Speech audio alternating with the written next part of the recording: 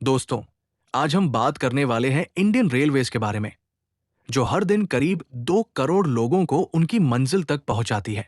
Indian railways दुनिया का चौथा सबसे बड़ा रेल नेटवर्क है, जो 68,000 किलोमीटर तक फैला हुआ है। इसमें 12 लाख से ज्यादा कर्मचारी काम करते हैं। फिर भी इतना बड़ा सिस्टम होने के बावजूद इंडियन रेलवेज हमेशा नुकसान में चलती है। आखिर ऐसा क्यों होता है? आज हम समझेंगे रेलवे के नुकसान के असली कारण और ये भी जानेंगे कि क्या इसे कभी मुनाफे में लाया जा सकता है। तो वीडियो को अंत तक जरूर देखिए। चलिए शुरू करते हैं इंडियन रेलवेज का सफर। इंडियन रेलवेज सिर्फ एक ट्रांसपोर्ट कंपनी नहीं है, ये एक बहुत बड़ा सिस्टम है। ये सिर्फ यात्री ट्रेनें ही नहीं चलाती, बल्कि मालगाड़ियां, लोकल ट्रेनें, खाने पीने की सेवा जैसे केटरिंग सर्विस, टूरिज्म, यहां तक कि अपने स्कूल और अस्पताल भी चलाती है। हर दिन इंडियन रेलवेज इतना सफर करती है कि अगर उसे जोड़ा जाए तो पूरी पृथ्वी का 1.5 चक्कर पूरा हो जाए। और इतना बड़ा सिस्टम चलाने का मतलब है बहुत ज्यादा खर्चा, जिसमें रेलवे का खर्च ज्यादा होता है लेकिन कमाई कम होती है। इंडियन रेलवेज को नुकसान होने का सबसे बड़ा कारण पैसेंजर ट्रेनें हैं, क्योंकि जब हम टिकट खरीदते हैं तो हम अपनी यात्रा की पूरी लागत का पैसा नहीं देते। हर 100 रुपए पर रेलवे को लगभग 40 रुपए का नुकसान होता है। सरकार जानबूझकर रेल का किराया कम रखती है। सरकार टिकट के दाम इसलिए कम रखती है ताकि हर आम आदमी, चाहे वो मजदूर, किसान या छात्र हो, आसानी से ट्रेन से सफर कर सके। इसका मतलब यह है कि रेलवे केवल एक व्यापार नहीं बल्कि एक सामाजिक सेवा यानी सोशल सर्विस भी है। लेकिन नुकसान की भरपाई कौन करता है? जवाब है मालगाड़ियां। रेलवे अपने नुकसान की भरपाई मालगाड़ियों से करती है। इन मालगाड़ियों से कमर्शियल सामान, जैसे कि इंडस्ट्रियल वस्तुएं, एक जगह से दूसरी जगह पहुंचाई जाती है। सालों से रेलवे इसी तरीके से अपना खर्च चलाती आ रही है। मालगाड़ियों का किराया ज्यादा रखकर यात्रियों के नुकसान की भरपाई करती है। लेकिन अब यह तरीका इंडियन रेलवेज के लिए परेशानी बन गया है। इस सिस्टम को क्रॉस सब्सिडी कहा जाता है। इसका मतलब है एक जगह से फायदा कमाकर दूसरी जगह के नुकसान को पूरा करना। पहले यह तरीका ठीक चलता था, लेकिन अब इसका उल्टा असर हो रहा है। अब कारोबारियों को लगता है कि इंडियन रेलवे से माल भेजना उनके लिए महंगा पड़ रहा है। इसी वजह से बहुत से बिजनेसेस अब रोड ट्रांसपोर्ट का इस्तेमाल करने लगे हैं। आंकड़ों के अनुसार 1950 में जहां 90% माल ट्रेन से भेजा जाता था, आज वो घटकर सिर्फ 30% रह गया है। इसका मतलब है कि मालगाड़ी का कारोबार भी धीरे धीरे कम हो रहा है। वहीं दूसरी तरफ यात्रियों की संख्या हर दिन बढ़ती जा रही है। भारतीय रेल को घाटा होने की एक बड़ी वजह उसकी ऑपरेटिंग कॉस्ट है। इंडियन रेलवेज को हर साल लाखों किलोमीटर ट्रैक, हजारों coach, station, bridge, signal system, सबका रखरखाव करना पड़ता है। इसके अलावा कर्मचारियों की सैलरी, पेंशन, फ्री पास और अलाउंस भी देने पड़ते हैं, जिससे इंडियन रेलवेज का खर्च और बढ़ जाता है। इसके अलावा भारतीय रेल की आय का लगभग 65% हिस्सा केवल सैलरी और पेंशन पर खर्च हो जाता है।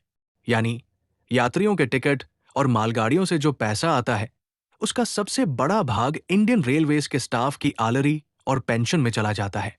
बाकी बचे पैसों से इंफ्रास्ट्रक्चर पर काम करना बहुत मुश्किल हो जाता है। रेलवे पर एक और बड़ा बोझ है कंसेशंस।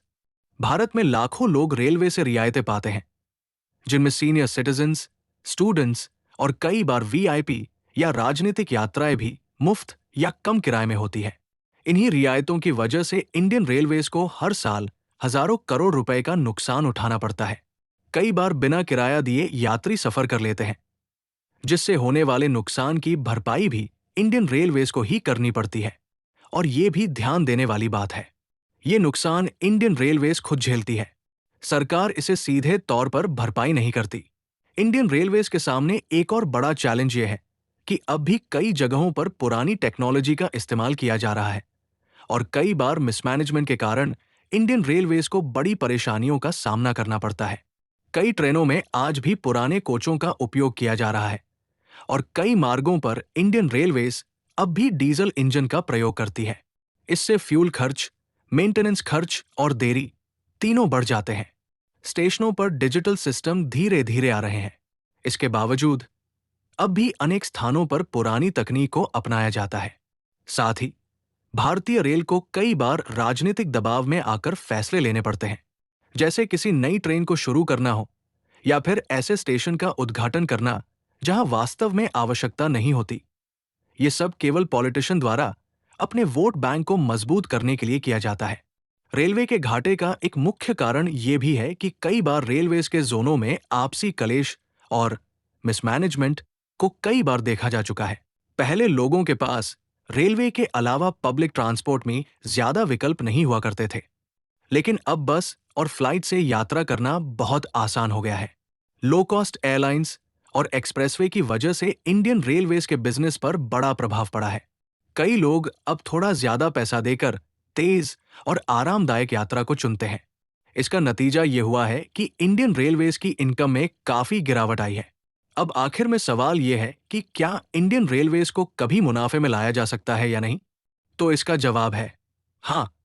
इंडियन रेलवेज ने अपनी प्रॉफिटेबिलिटी को ध्यान में रखते हुए पिछले कुछ वर्षों में कई सुधार किए हैं, जैसे वंदे भारत जैसी तेज और आधुनिक ट्रेनों की शुरुआत, 100% इलेक्ट्रिफिकेशन का टारगेट, पुराने स्टेशनों का रीडेवलपमेंट प्रोजेक्ट शुरू करना और मालगाड़ियों के लिए कार्गो टर्मिनल या डेडिकेटेड फ्रंट कॉरिडोर का डेवलपमेंट करना। इसके अलावा इंडियन रेलवेज अब पीपीपी यानी पब्लिक प्राइवेट पार्टनरशिप मॉडल पर भी काम कर रही है, जिससे इन्वेस्टमेंट बढ़ेगा और सेवाएं और बेहतर मिल पाएंगी। लेकिन असली बदलाव तब होगा जब इंडियन रेलवेज में राजनीतिक हस्तक्षेप कम होगा और इसे व्यावसायिक दृष्टि यानी बिजनेस पर्सपेक्टिव से देखा जाएगा।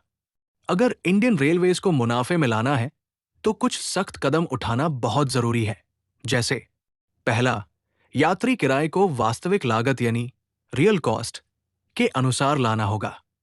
दूसरा, कमर्शियल ट्रेनों यानी मालगाड़ियों के किराए को कंपेटिटिव बनाए रखना होगा। तीसरा, टेक्नोलॉजी और डेटा का सही उपयोग करना होगा। चौथा, कर्मचारियों की संख्या और सैलरी पर नियंत्रण रखना होगा। और सबसे महत्वपूर्ण, इंडियन रेलवेज को राजनीतिक हस्तक्षेप से दूर रखना होगा। इंडियन रेलवेज को भारत की रीढ़ यानी बैकबोन कहा जाता है, क्योंकि इसकी वजह से लाखों लोगों को रोजगार मिलता है और ये गांवों को शहरों से जोड़ने का काम करती है। लॉस होना कोई शर्म की बात नहीं है, लेकिन इसे समझना और सुधारना बहुत जरूरी है, क्योंकि जब भारतीय रेल आगे बढ़ेगा तभी तो भारत आगे बढ़ेगा। अगर आपको ये वीडियो जानकारीपूर्ण लगी हो तो लाइक, शेयर और सब्सक्राइब जरूर करें।